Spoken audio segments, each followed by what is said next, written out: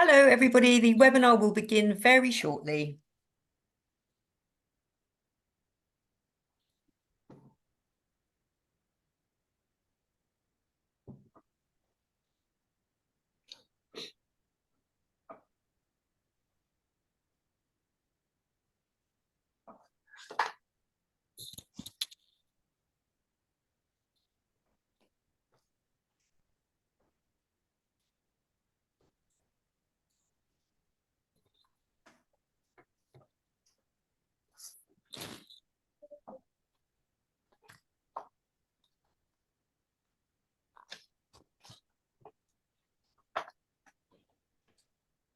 So good afternoon from London, everybody, but good morning, good afternoon, or good evening, wherever you are joining us from, because I know we have people coming in from all parts of the world today. And welcome to our webinar today, which is all about how behavioural insight nudges can solve policy problems. So it's called When Push Comes to Shove. I'm Siobhan Benita. I'm a former UK senior civil servant, and I'm delighted to be chairing this webinar on behalf of Global Government Forum, which is a publishing house that serves civil servants and public servants all around the world. Now, in terms of that topic today, over 200 governments and public sector institutions around the world have embraced the use of behavioural insights, also known as nudges, to inform the delivery of a host of public services and policy ideas.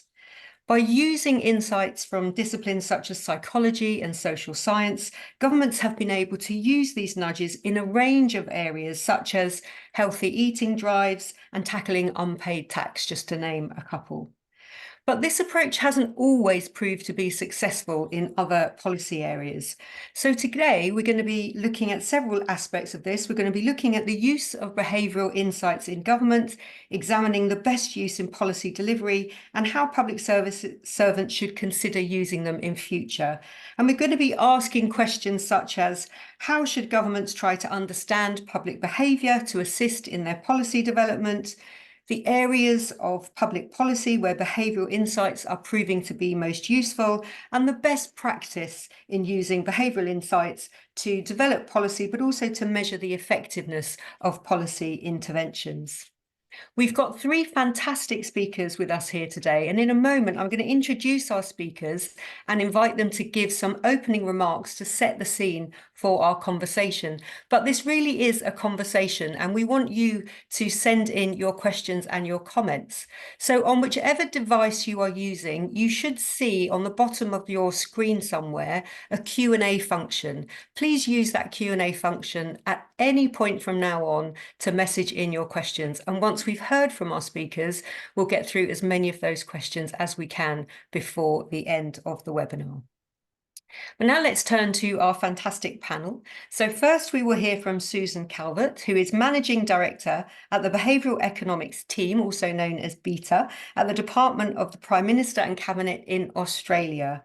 With a scientific background and experience in developing innovative policy solutions, Susan and her team are focused on improving the lives of Australians by generating and applying evidence from the behavioural and social sciences to better understand policy problems and identify what works. Her team hopes to empower Australians and support informed decision-making with people-centred policies and simpler, faster and more accessible public services. Then we head over to France, where we'll hear from Dr. Mariam Chamat, who is Senior Advisor at the Behavioural Insights Unit in the Interministerial Directorate for Public Transformation, which sits in the Department of Public Service and Transformation over in France. Mariam works to strengthen evidence-based policymaking by developing and piloting projects between policymakers and researchers. Her work translates findings and methods from cognitive and behavioural sciences into improvements in public policies and programmes.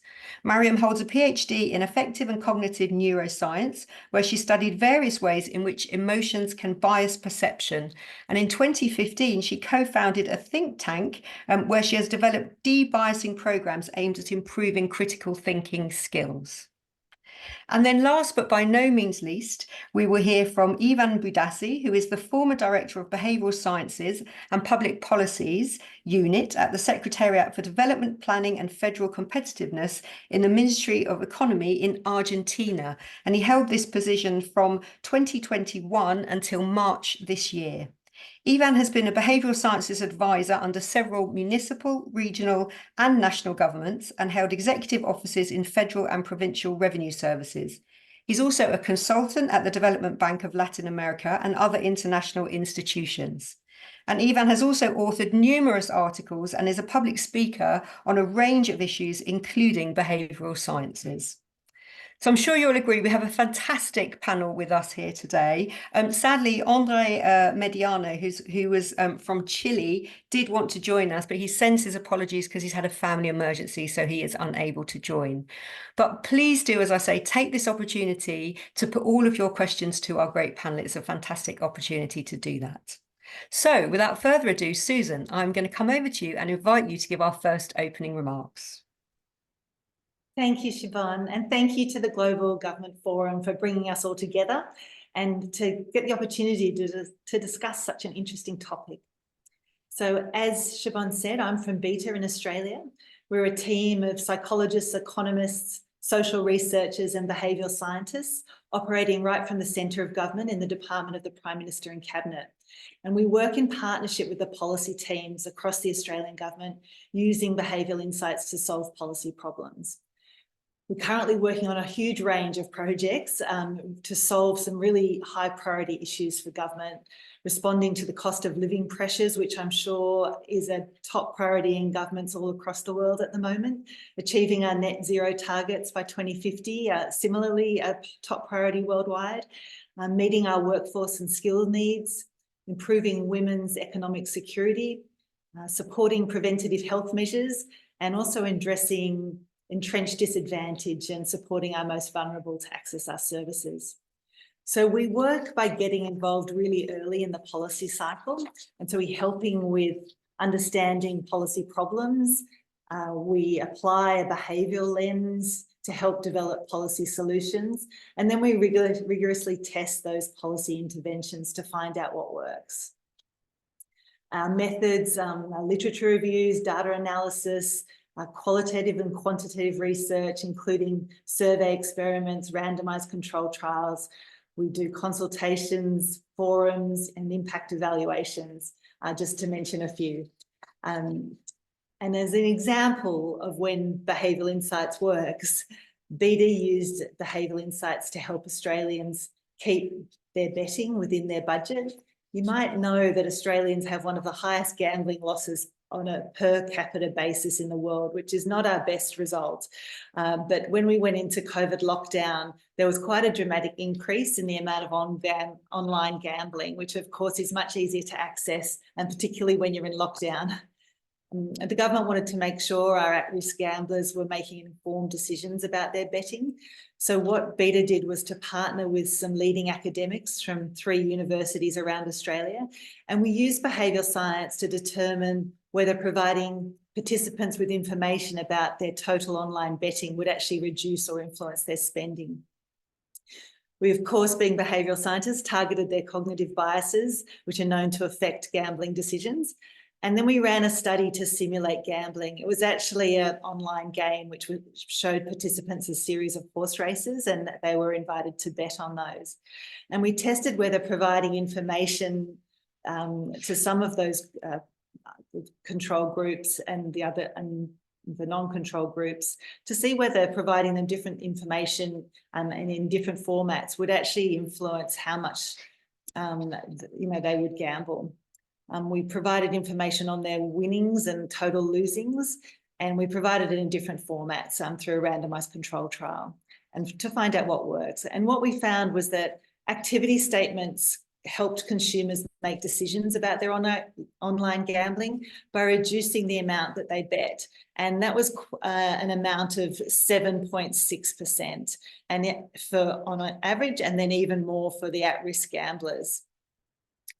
So behavioural insights in this instance were used to inform government policy, and they resulted in regulation at state and territory government level right across Australia that now makes it mandatory for online wagering companies to provide monthly activity statements to their customers, and they use the design that was tested as the most successful in our trial.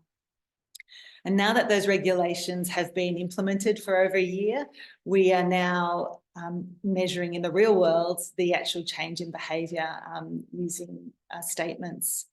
So we find that many complex problems in Australia have a behavioural element, and in particular those that relate to take-up of services, access in an equitable way, helping Australians make informed decisions, and designing policy with people in mind.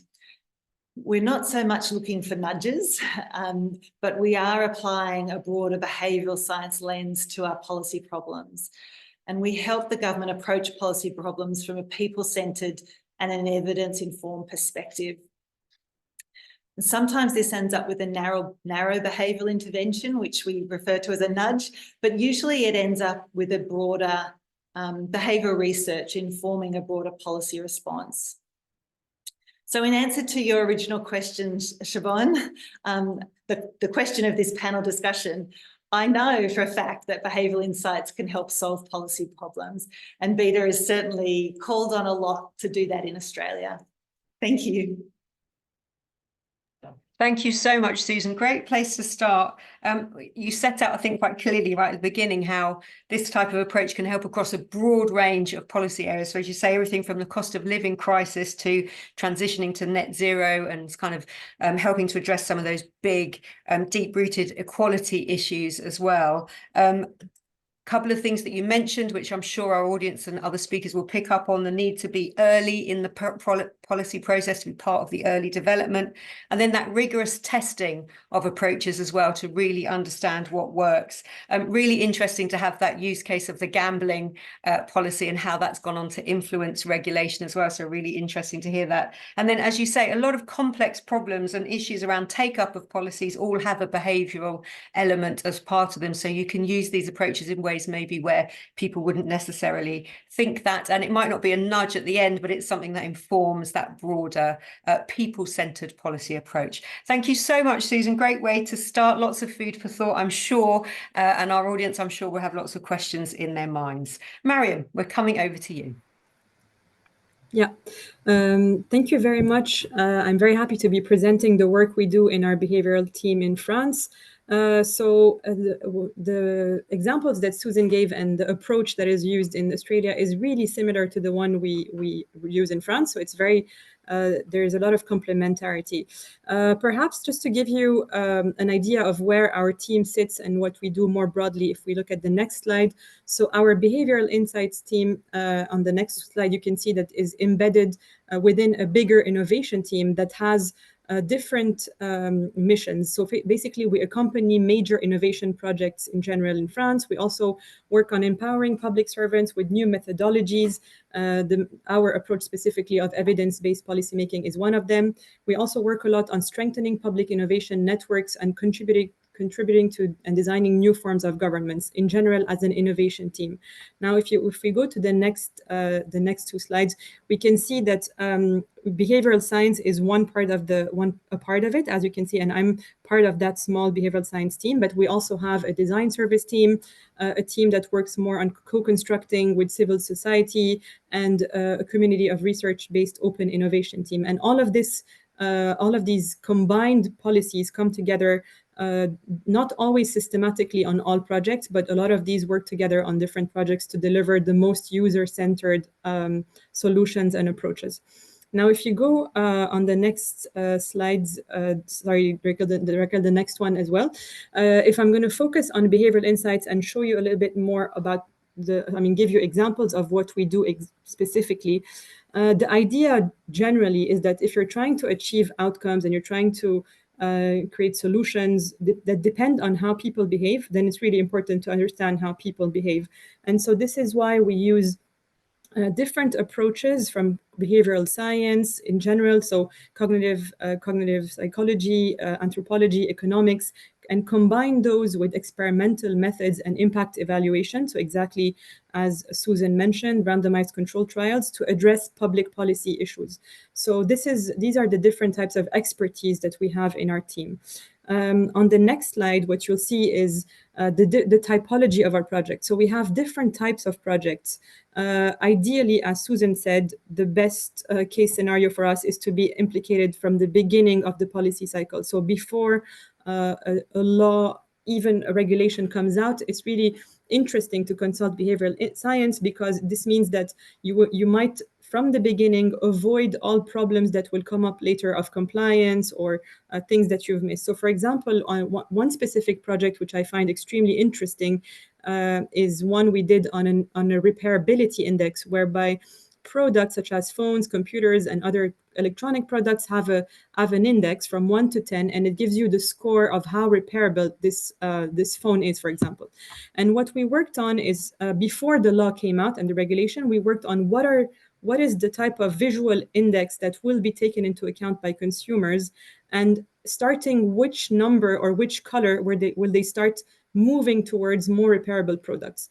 So we worked on that 3 years ago, and we made a recommendation based on a very big randomized control trials on real life consumers on a website where people had to make purchases, and we saw if the repairability was actually taken into account. And what we did now 3 years later is to see whether there was a shift in behavior 3 years after implementing this, whether it changed consumers' behaviors with real data from people who sell these products. And we also saw, very interestingly, the effect that it had also on the producers of these phones and computers, because we saw that there's a shift in what they actually put on the market, and it changed their behavior as well. So this is one example, but we also work on things like simplification of forms, of laws. We had a whole project of simplifying a big number of administrative forms and making sure that users actually understand the behavior and understand the language and know exactly what to do once they receive those forms. Another part of our project, as you see on number 5, is understanding problems of non-uptake or non-compliance with certain policies and programs. So for example, we've worked on things like a program on the cultural pass, which was put in France a couple of years ago. And this is addressed to young people from 16 to 19, and they can benefit from a certain amount to access cultural activities. But there was a large amount, 20%, that still did not use this cultural pass, even though it was really completely beneficial to them. So try to understand the barriers and find solutions to that using randomized control trials as well. So and finally, one thing we can do also is do an ex-ante evaluation of a program to see whether it worked or not. So this gives you a very broad idea of the different types of projects that we do. And if we move to the next slide, you'll see that it's very cross-sector. We work in topics that have to do with the environment, with health, with economy, education. I mean, it's very, very large. And I'll come back to this slide in the end and keep it during the questions, so that if you have any questions specific to any area, we can look at that in detail. I'm just going to go on 1 or 2 examples just so you can see exactly how a project works. So if you move to the next slide, you'll see this is what we did on the repairability index. We designed different types of repairability visuals. We tested them, first of all, in a lab study on 2,000 consumers. We went from 10 prototypes to 4. And then, to 3. And then what we did is those three final prototypes, we tested them in real life on 140,000 consumers to see which is the one that will change the behavior the most, which is the one that will get people to buy the most repairable product. And this is the one we recommended, and it's the one you can see in France on all products since 2021. If you move to the next slide, I'll give you another example. So this is a project we did with the Haute Autorité de Santé, which is a health authority that makes recommendations to doctors. This means that the recommendations of this authority have to be applied by doctors, because it's a big council of experts that make these medical recommendations. And so they came to see us because they had the recommendation on the systematic screening of patients, of women, to see if they were domestic abuse. I mean, they were victims of domestic abuse. This means that doctors had to systematically ask their patients whether they had been victims of abuse. As you can imagine, this question is very delicate. There was a bit of barriers. Doctors were not always feeling comfortable asking this question because it meant that they had to change the relationship with their patients. It also meant that if the answer was yes, they had to find solutions, take more time during the whole consultation. So it was quite difficult. And also one of the big problems is, as you can see on the right left hand of my slide, the documents that made these recommendations were quite long. They were complicated for the doctors to read because they don't necessarily have the time to go and read and be convinced that they have to do this. So what we worked on is what you see in the middle. We made a very simplified form that summarizes this recommendation, but it's not only a summary, it's also a summary that addresses the arguments and the barriers that they gave us, telling us, I don't want to do this because it's not my role, because my patient, I would know if my patients were concerned, I don't know what to do. And those are the things we addressed. So we showed them the statistics of how many of their patients are concerned, why it's their role, and why they have this privileged exchange with their patients that really creates a trust relationship. We also gave them all the numbers and the links to go to if the answer was yes. And finally, what we designed, as you can see in the middle as well, is a small questionnaire that is put in the waiting rooms. This way, the patients can fill it before entering the doctor's office, and this way it creates an icebreaker, and they can answer the question without it being addressed directly and very frontally by the doctors. And we did a randomized control trial on around 1,500 physicians with a control condition where we sent nothing, but just asked them if they wanted to participate eventually to the study, and then an intervention group to whom we sent these forms. And what we saw is extremely interesting. On a period of around 1 month, we had an increase of plus 76% increase of screenings of patients who could be. The question was asked to patients. It doesn't mean that they were actually victims of domestic violence, but there was an increase in screening, and it was quite efficient simply by summarizing the forms and making it proactive. So sending it to the doctors on their email and asking them to do it. So these are very concrete examples. If we move to the next slide. I just wanted to say that we have many other examples of studies. They are all published, and you have various versions of the studies. You have one-page summaries, which can allow you to see the variety of things that we work on. And of course, if you're interested, you can go and visit them on our website, which is put on the next slide. And I thank you for your attention. Mariam, thank you so much. As you say, echoing some of the things that Susan said there in terms of the need to be consulted early to avoid problems later on in the process, but also stressing as well the way that you work with a variety of disciplines. You've got people from a variety of backgrounds working, and you're part of, I think, which is interesting, sitting in that innovation unit. So part of that push for greater innovation, I think, in public services as well, working across all of those sectors, so all of those policy areas that you can be used in. And then really interesting, the two use cases that you touched on there. So the repairability of products. So actually feeding into maybe the green agenda as well, and seeing how that's shifted people's behaviours, both on the consumer side and the producer side, which was really interesting. But also, as you say, some very sensitive areas like the screening for domestic abuse, where you've been able to use this kind of approach to understand the friction maybe, or the concerns of doctors in that process, but also make it simpler for the citizen as well at the end of that process. And just to flag as well, because that might come up, the audience might be interested, both yourself and Susan have mentioned the importance of things like randomized controlled trials in kind of using that rigorous approach to test the effectiveness of this approach. Thank you so much, Mariam. And then Ivan, we're coming over to you now. Okay. Thank you very much for the Global Government Forum for the invitation, and for your two kind introduction that Siobhan made to me. And my apologies for my Tarzan style of English speaking, but let's try to make me understand about what we are doing.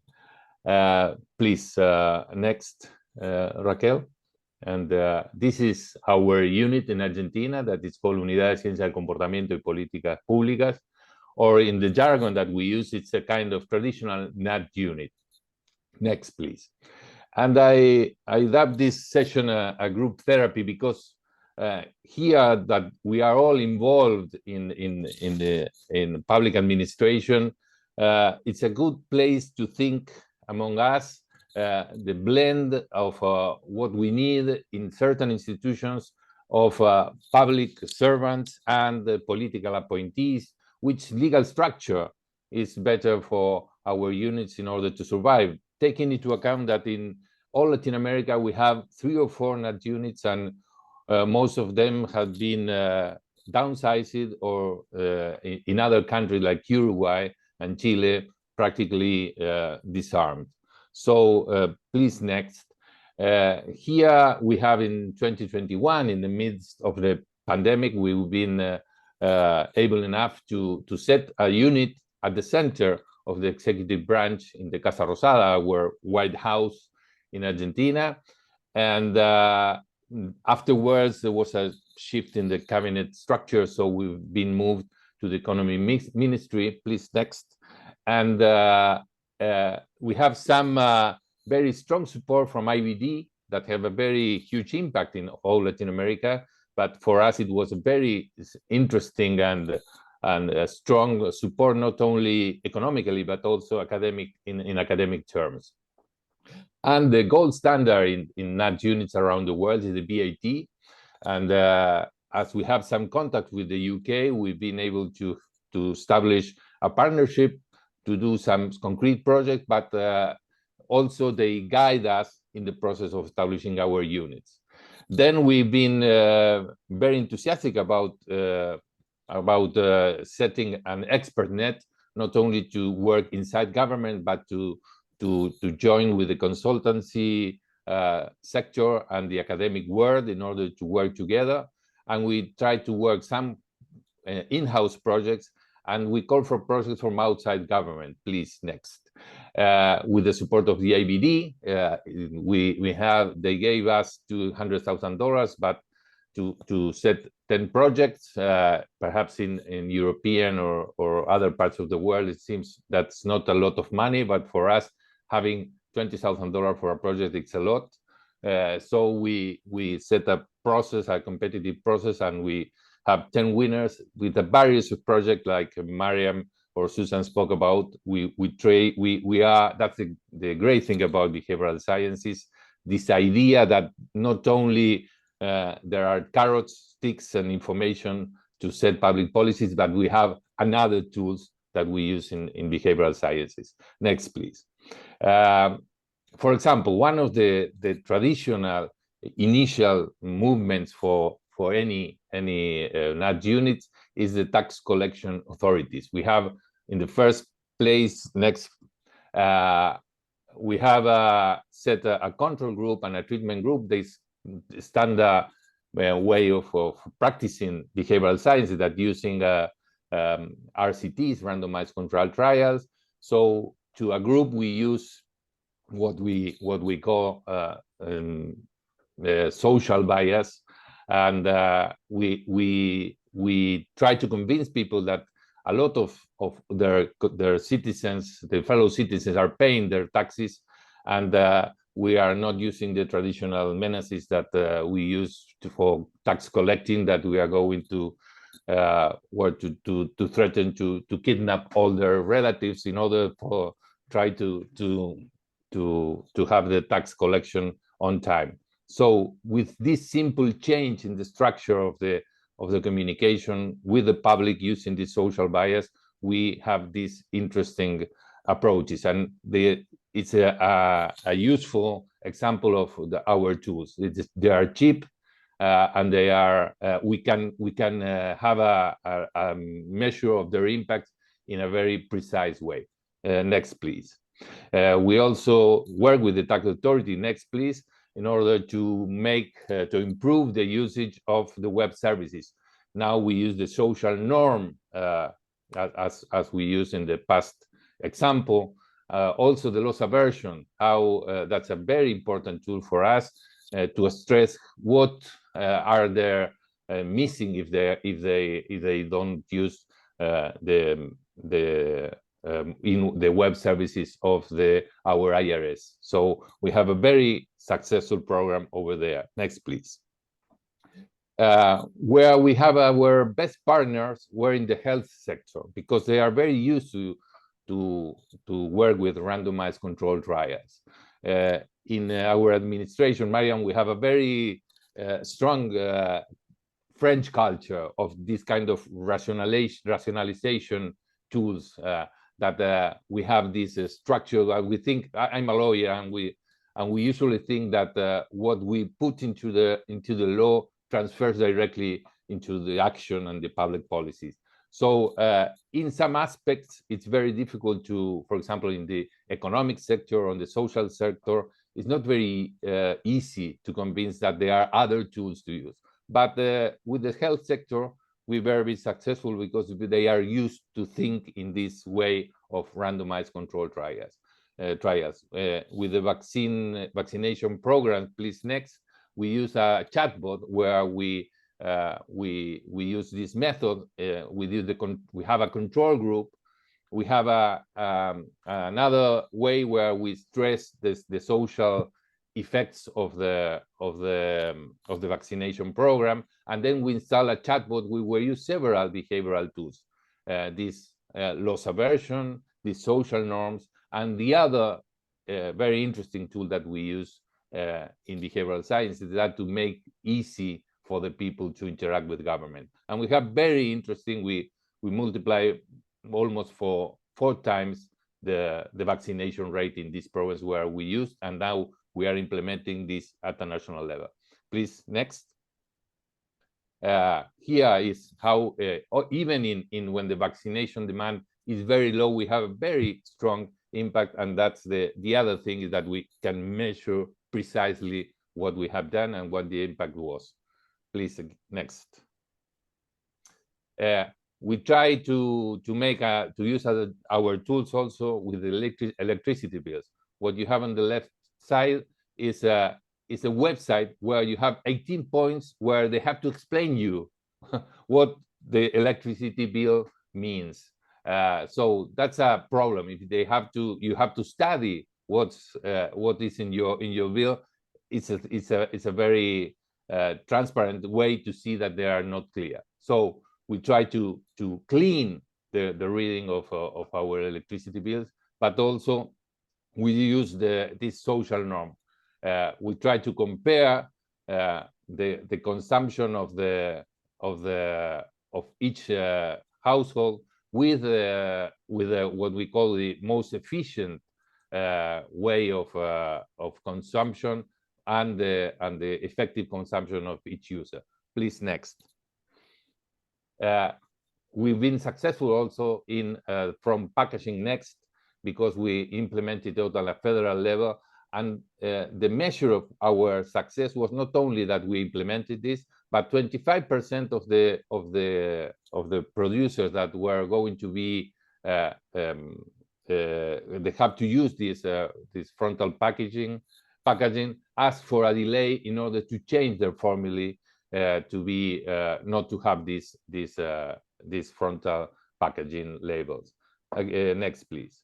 So let's go to the end, because we are getting short of time. But the central idea is, on the one hand, we have these traditional aspects of behavioral science, is that with the twists and turns that we have to make to adapt to our country, they prove to be useful for us, and they work, and we have the ability to measure that.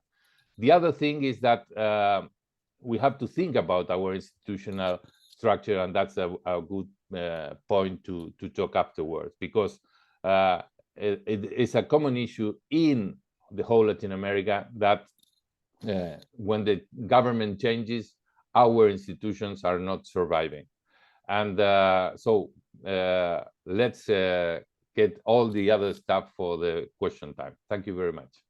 Thanks, Ivan. And yes, just a reminder to the audience, please do get your questions coming in. I see Susan has already answered one that was directed directly to her. But Ivan, thank you so much for that. I love the way, I mean, part of these webinars is very much about sharing good practice and experiences, but also concerns with each other. And I like the way that you said this is almost like a group therapy session for people who are involved in the behavioural insights world.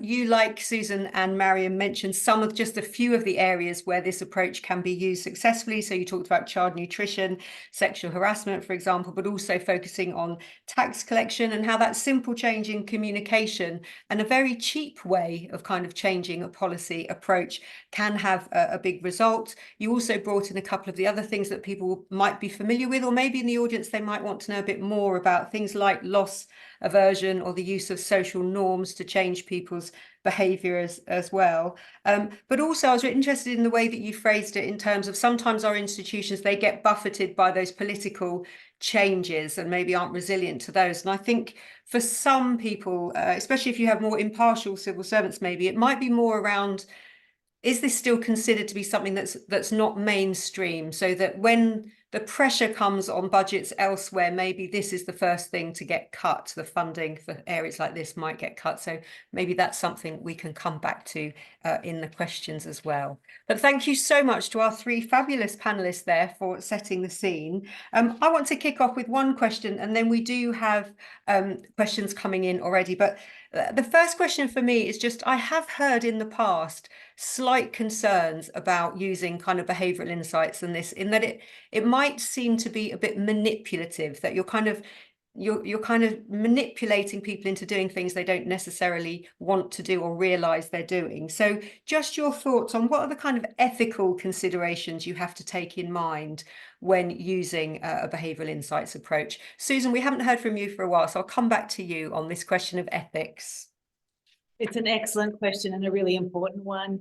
We do three things in Beta to make sure we are always acting in our citizens' best interests. And one of those safeguards we have in place is to ensure that every single piece of our primary research is subject to an independent ethics review. And we do that. One of our universities currently holds the contract for doing that. So that's a human research ethics committee within the Macquarie University in Australia. So we, even our surveys and everything goes through those ethics processes. So we're really strict about that. And the second thing we do is we're really open and transparent about the research work we do. So even when we first start a piece of research, we publish that we're undertaking that research on our website. And then when that research is complete, we publish it on the website. So those are sort of the that ethical, open and transparency.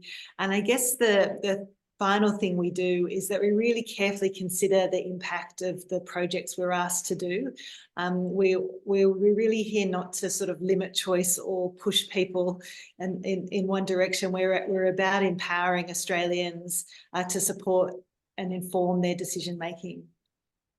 Thanks so much, Susan. And Mariam, I'm going to put the same question. Do you have a similar kind of review process?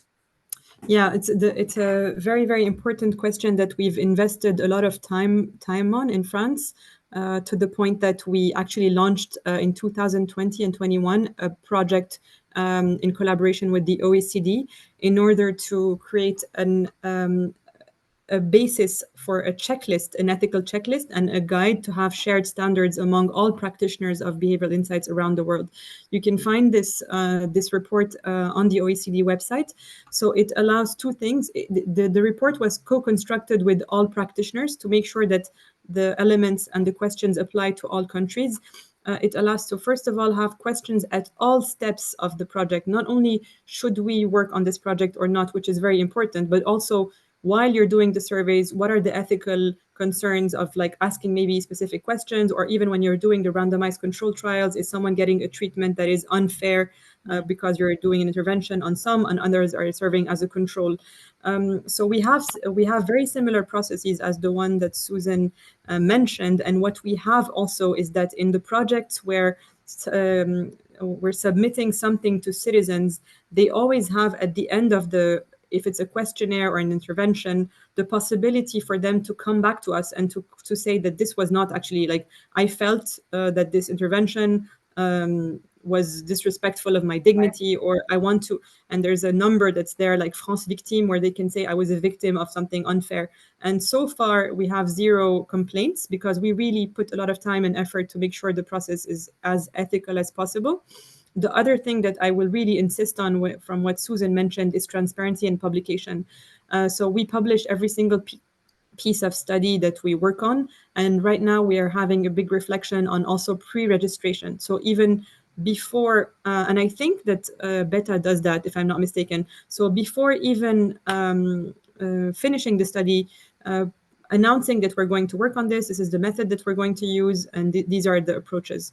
One last thing maybe that I would mention is when the projects that we work on, the way we did it initially is we did a call for projects to ask administrations to submit topics that they think would be interesting for a behavioral approach. And in that call for project, we had several criteria. One of them was ethical criteria. So they had to fill questionnaire to make sure that they have an ethical reflection on their topic, to make sure that we accept that. And we got that reviewed by an external body of experts who decided whether yes or no it's ethical or not. So it's a topic that we take extremely seriously, and we have many processes in place to make sure that because one unethical intervention is the end of the whole unit. So it's a super important element to take into account, especially when you're doing trials in real life. Thanks, Mariam. Ivan, feel free to add anything if you like on ethics, but there is also because a question. it's quite interesting this way, because on top of what Susan and Mariam said about transparency, about to be these pre-registration processes, the main idea is that we're not operating in a vacuum.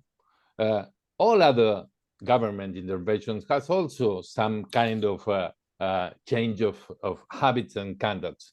And the idea behind our science is what two of our prophets, the Nobel Prize winner Richard Thaler and Cass Sunstein, they were very keen on stressing this stuff and talking about libertarian paternalism.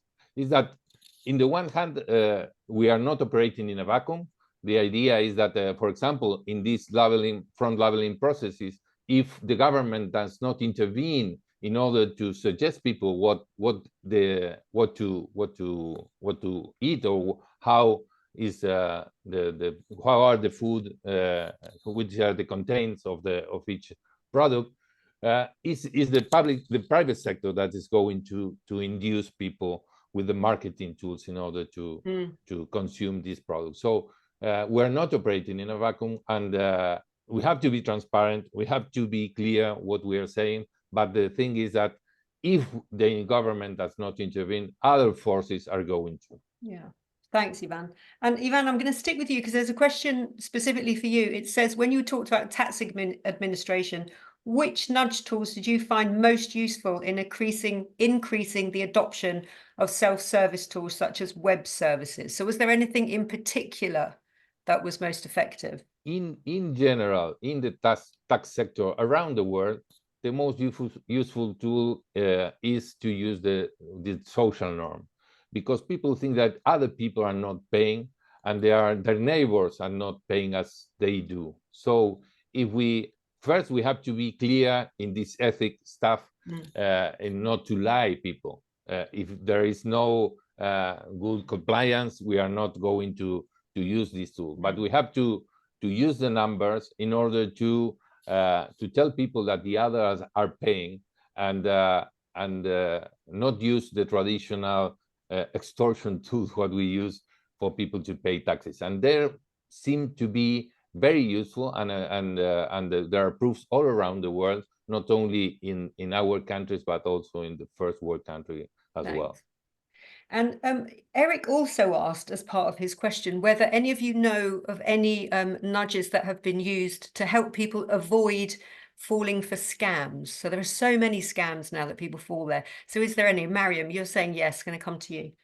Yeah. This is a domain that we worked on a lot, on consumer protection. And there's one study which we did, which is actually It's one of my favorites. It's a bit original and a bit different from the rest of the work that we do.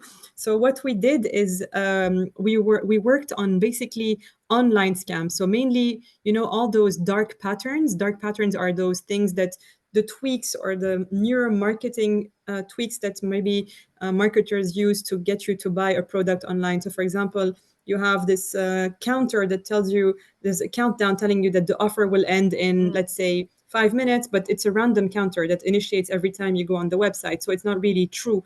Or for example, you have these manipulations where you're like probably buying, I don't know, booking a room, and you see that 5 other people are looking at the room, and you feel pressured because everyone's going to get the room before you. So all of these are called dark patterns. And what we did is this big study a year and a half ago, where we designed a fake website for a coffee machine, and we used many dark patterns to make that coffee machine extremely attractive. So it's a coffee machine that goes temporarily from 300 euros to 50 for a very short period of time. So you have the counter, and you have the price that shows you that it's really beneficial to buy it right now, that many other people are looking at it while you're looking at it. And we wrote fantastic reviews of this coffee machine, and basically it was a complete scam. And what we did is we posted the ad for this coffee machine on Facebook for a period of time.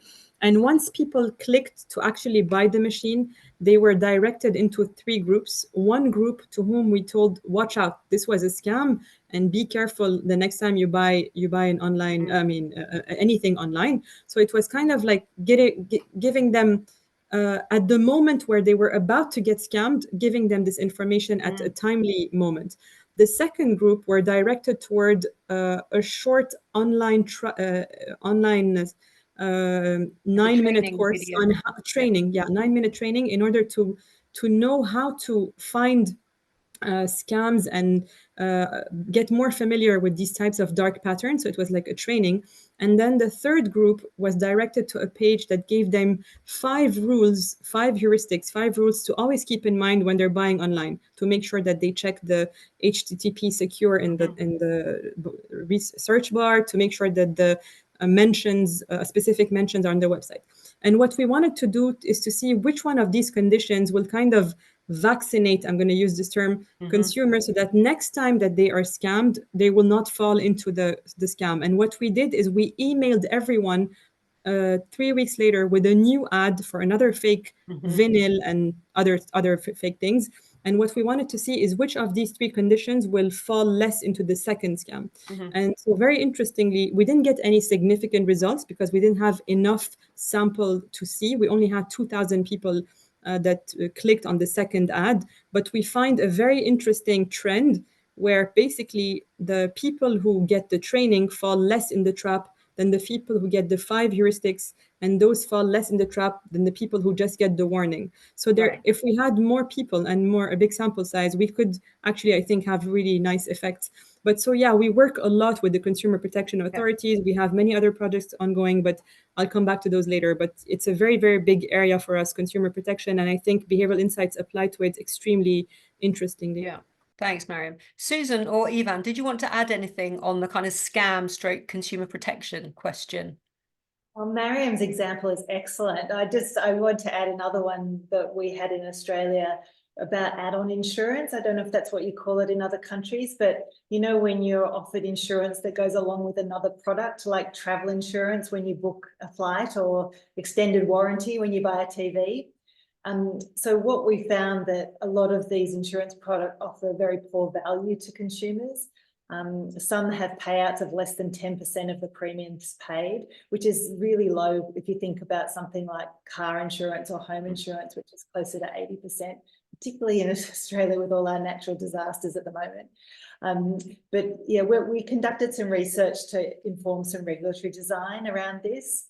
And what we found is that people were feeling really pressured by these high sort of pressure tactics, and it wasn't really understood that well by consumers, so they were just buying in the heat of the moment. And what we did in a couple of years ago now was introduce a deferred sales model, and that requires sellers to wait for 4 days between the sale of a primary product and the sale of the insurance that goes with it. And that takes just the pressure off those sales tactics up front. And you know, what we found was our most effective information statement actually reduced purchases of that add-on insurance by around a quarter, which is pretty good. Yeah, fantastic. Fantastic. We've got lots of other questions coming in. I think we might have lost Ivan on the connection, but hopefully Ivan will join back in. I don't think, Ivan, you're not there without your video on, I don't think. No, I think he's dropped off. So we will keep going and hopefully Ivan will be able to get his connection back. But we've got lots of great questions coming in. I like the one from Chantel because, there's Ivan. Ivan, you're back with us.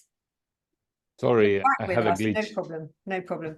There are two great questions here. I'm going to take the first one from Chantel, which is very simple, which is, what is the public perception of the behavioural insights units in your country? Do you think there even is a public perception of the behavioural insight units in your country?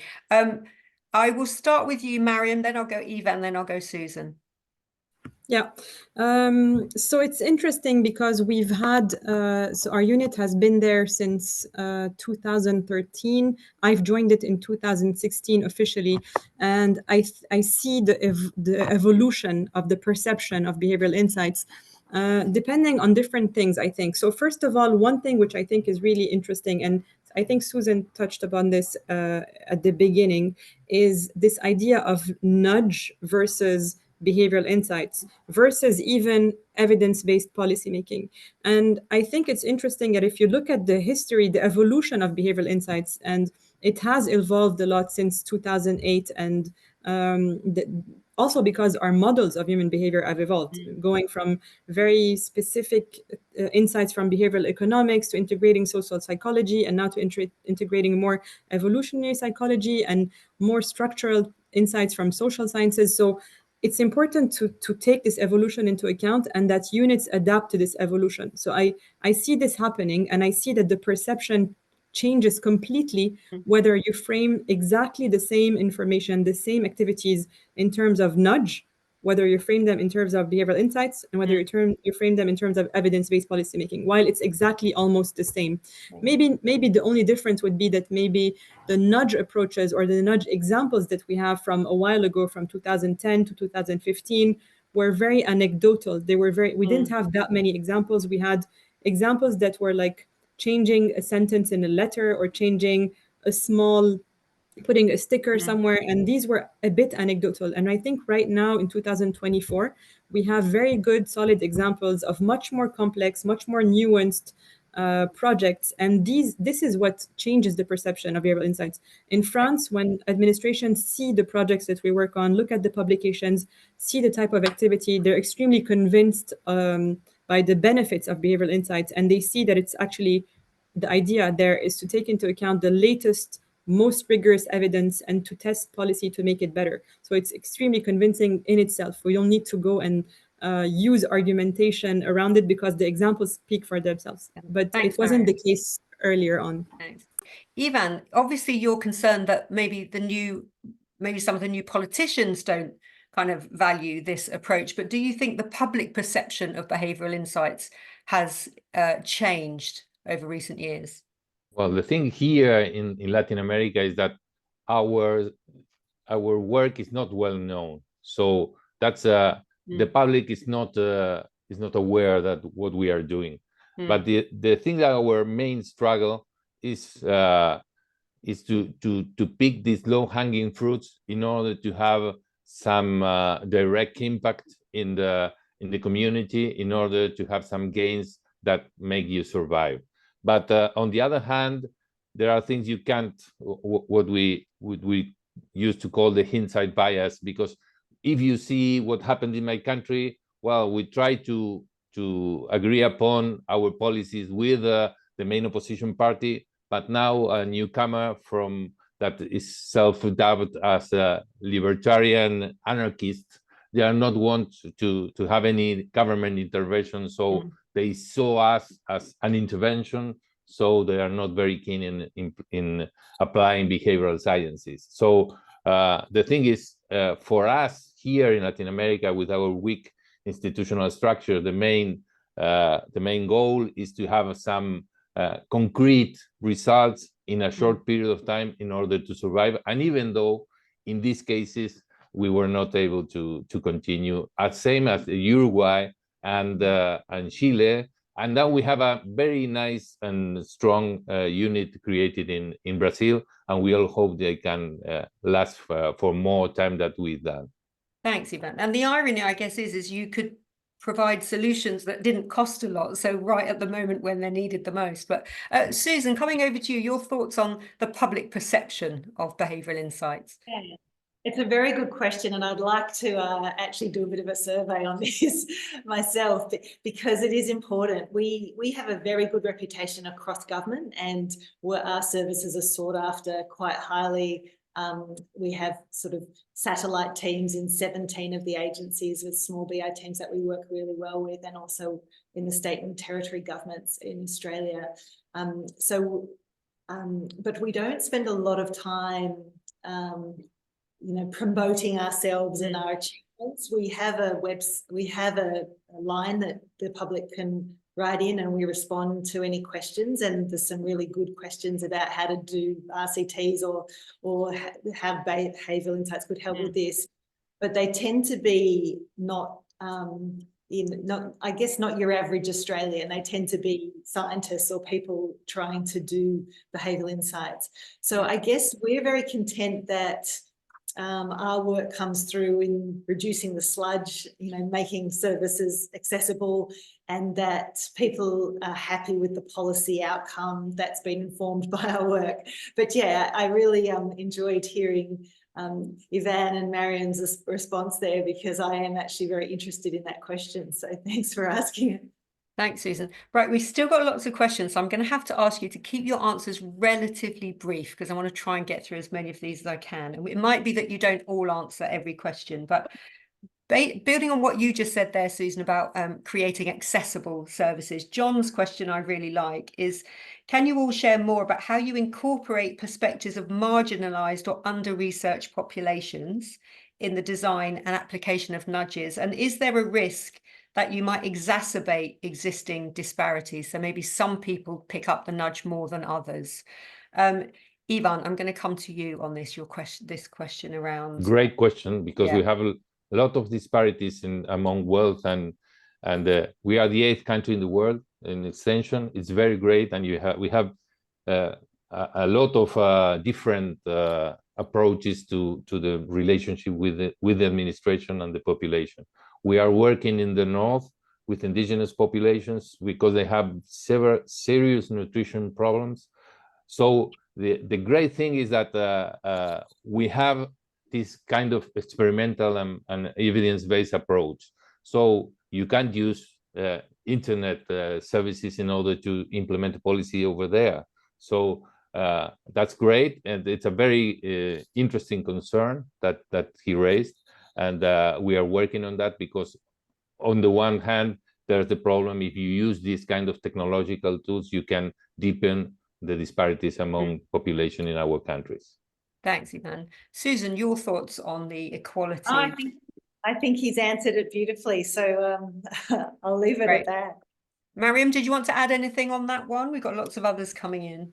Yeah, maybe very quickly, just to say that in our structure, so at the Interministerial Directorate, there's a specific team that specifically works on accessibility and making sure that people that have any type of accessibility, barriers, can access any type of public service or any intervention that we do. So every time we work on a project, we make sure to talk to the team, to that specific team, to make sure that there isn't something we're missing in terms of proactive, the fact that the intervention gets proactively towards these specific categories.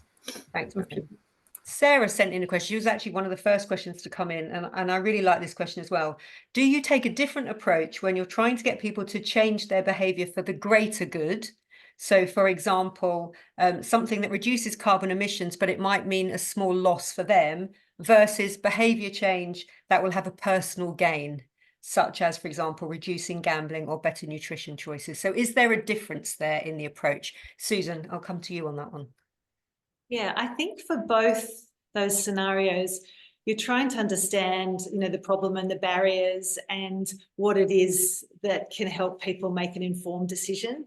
So, for example, we've used the sort of reducing carbon emissions. We're doing a big piece of work at the moment, looking at households and what it is that helps people make a decision. These big, complex, expensive decisions like purchasing an electric vehicle, which reduces emissions, or putting solar panels on the roof, or picking an electric efficient appliance over another one. So yeah, and so I think it's every time it's just understanding what the barriers are and trying to solve those. So in that exact instance, cost savings is a motivator in this current economy, but people do care about reducing net zero and reducing their emissions, and they just want it to be a lot simpler to help them make a decision. There's batteries and there's different sizes, and what do I need and how does that work, and so anything you can do in all of the situations to keep it really simple, to understand what their motivators and barriers are, and just give them the information they need simply to make those decisions. It applies in many situations, is what I've found. Thanks, Susan. Mariam, do you agree with that, or do you see a difference if people are losing something or gaining something?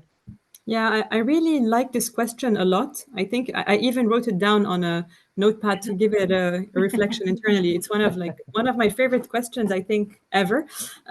So what's very interesting in the question is that we see that on the very important topics right now, for example, green transition, it's really very important to make sure that there's a perceived the perceived justice or perceived equality is important, because otherwise we are asking people to do things, all of us, to do things that don't have a very direct benefit for us, but that have a benefit that's long term, that's not very tangible, that is for the greater good. So in those situations, I think there are a lot of insights from research on how to make the shared responsibility perceivable for the person, so that they know that they're not the only ones contributing, but that everyone is actually contributing.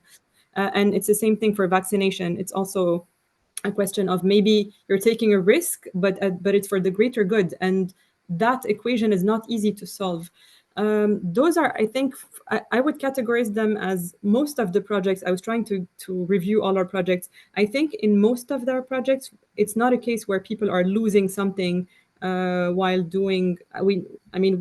We didn't stumble upon this question in many projects, but in those where we stumbled upon it, we made sure to make it clear and very transparent what the benefits were for the person. Thanks. But I'm going to give it more thought internally. Thank you. Ivan, your thoughts on this one, because it is a great question. A great question, and with a I didn't have a clear answer on that, because we used to work with both worlds.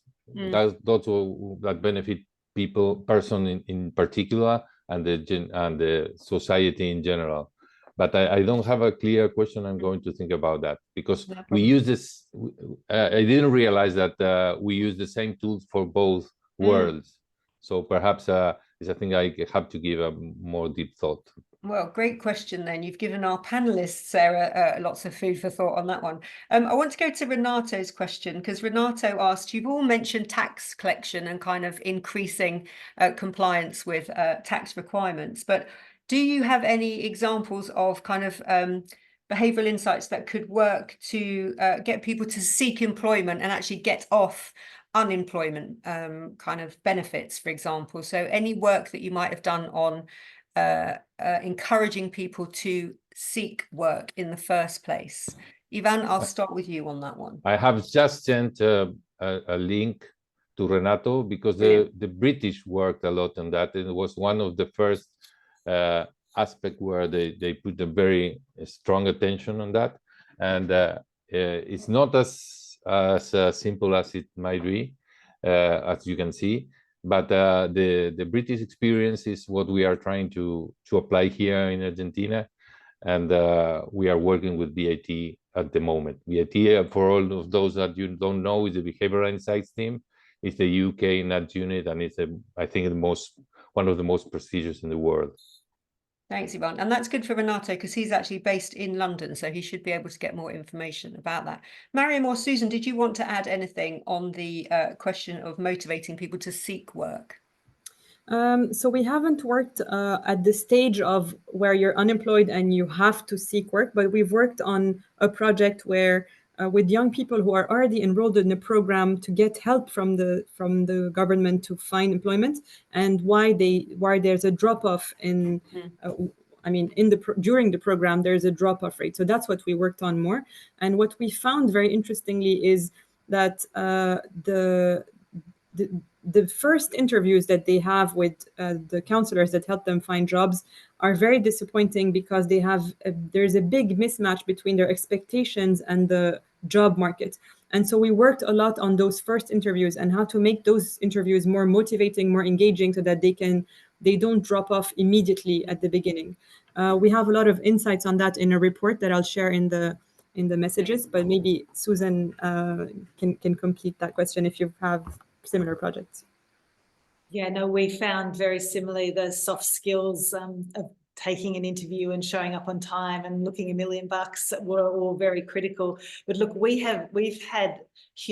spent a lot of money on this in Australia and with very little impact.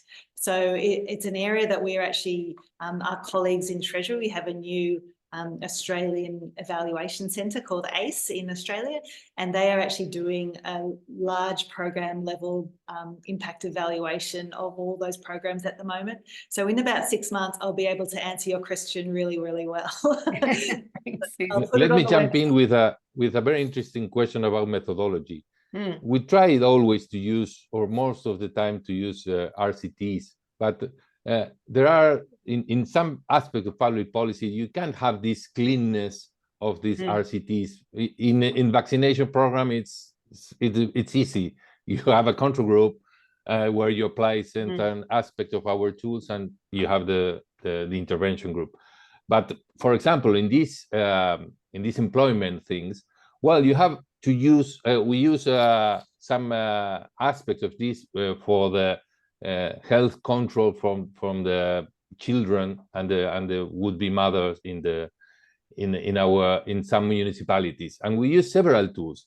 You don't have this paper style result, but at the end of the day, you have with several interventions how to make easy access to the health services, to send reminders, to use some social norms. You can have a result. You don't have this cleanness. I use that word as RCTs, but the results for public policy aspect, they are very useful. Thanks, Ivan. Well, that picks up on something that Ethan had messaged in about, saying that he's found it's quite hard to get the right parameters to run a pure RCT in government. So any thoughts on using quasi-experimental methods? I think you just answered that nicely. And yes. Susan, I think you sent an answer to Ethan as well, but he also asked, so there are 2 questions left. So it was Ethan's follow-up question, which is what percentage of projects use survey methods and what other methods are used? So maybe if you want to answer that one, you can. But the final question as well from Alina, and I'm going to slightly rephrase this because I think you've sort of answered Alina's question already, which is, do you have any tips to have the public adhere to public health measures like mask wearing and vaccinations? So you've kind of covered that. My question, I'm going to put it slightly differently, is, do you think behavioural insights was good enough during COVID? And if it was, why did we have to go down the route of kind of enforcing measures like mask wearing, for example, and kind of distancing? Why could we not just encourage people to do that? So you can answer one or both of those questions. So is behavioural insights good enough when it comes to a crisis? I'm going to put it that way. And then Ethan's question, if you like, on which survey methods are used. Ivan, I'll start with you. Well, regarding these health issues, you don't have a silver bullet for everything. But what makes me feel more useful is that you have to try.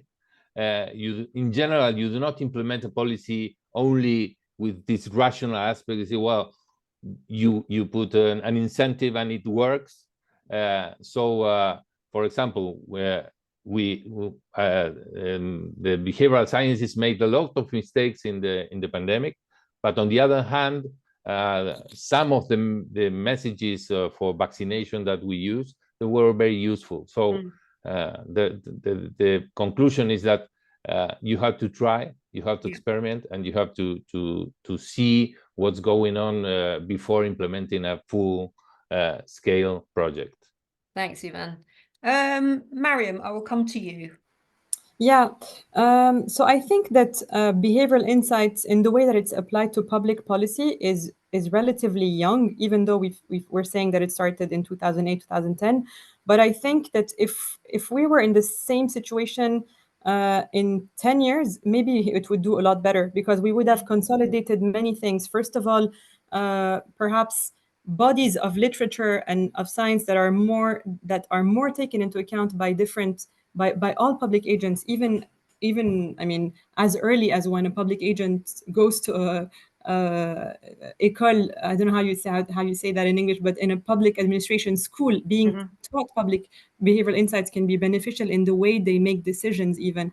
And I think it taught us a lot about the way to communicate uncertainty, and the way that showing humility and showing that we don't know, because it's a new situation, we don't have all the information, is also extremely important for trust. So I think all of these are lessons, and I think that if it's to be used again in a situation of uncertainty, I think there's a lot of lessons that we learned that we could make better if we're better integrated in different administrations and ministries in a couple of years. Thanks, Mariam. And Susan, we started with you, so I'm going to finish with you. Oh, thank you. Just to add to what Mariam and Ivan have said, behaviours during COVID will be studied for another 10 years. I think it was absolutely fascinating. In Australia, the supermarkets cleared out of toilet paper, which was just a fascinating insight into what people were worried about. Same here in the UK, yeah. I know. But I think there is it was really challenging, wasn't it, during COVID with the mask wearing? I don't know. I know in our country, don't wear masks, then you do wear masks, and then you have to wear masks. And the messaging was very mixed and challenging, I think. And then there was a lot of kind of misinformation coming through that was polluting the messaging as well. So it really was very interesting. But I guess that qualitative methods become so important in those situations where you need to respond fast and you don't have time to do these more quantitative research trials. And so learning from past experiences and testing things in the real world in real time is what we have to get a lot better at. But yeah, to answer the other question that you set around the percentage of projects that don't have such quantitative approaches, I say now that we start most of our projects with a qualitative analysis, and that's because data now is so excellent and you can do so much. As a very innovative example of something we just did, we're trying to look at why there aren't enough women in cyber roles, and we analysed a huge database with millions and millions of job ads with just some clever coding very quickly to just see what sort of gendered language was used in job ads and whether that was one of the barriers to women actually applying for these roles. But just, it's the sort of thing you can do now through machine learning so quickly that you could never do in the past. And to have access to all those job ads that are online and to be able to do that so quickly, it just gives you a really great starting point. And then you focus. So we start all our projects really in that a qualitative way, and then really use that information to design the more primary research work down the track. Susan, thank you so much. On that note, we have come to the end of our conversation, and what a fantastic discussion that was. I want to say a huge thanks to the audience for sending in so many great questions, but thank you to everyone on the panel, to Susan, to Mariam and to Ivan. Brilliant conversation there. Thank you so much for lending us so much of your expertise and your time there. You all touched on the importance, I think, of communication. Maybe our next webinar should be behavioural insights in the world of kind of misinformation and fake news. That would be quite an interesting conversation to have as well. To the audience, we have sent you all a very short questionnaire. I'd be hugely grateful if you'd just spend a couple of minutes to answer that questionnaire, just so we can make sure we keep giving you the webinars that are of most interest to you. So I'd be grateful if you could do that. Ivan, I really wish you all the best in Argentina. I hope you find some way forward to keep all of this great work going. To everyone, we will send you a link of today's video so you can watch it all again or share it with any of your kind of friends and colleagues who weren't able to join live, and it will be available on the website as well to everybody to watch afterwards. But thank you so much. What a positive conversation. I think there's so huge potential for using these approaches going forward. Really important when we have all these big policy challenges facing all of us. Thank you to all of you. Thanks, Susan, Mariam, and Ivan, and I hope to see you all again on another one of our webinars very soon. Thanks, everybody. Enjoy the rest of the day wherever you are. Bye-bye. Thank you very much.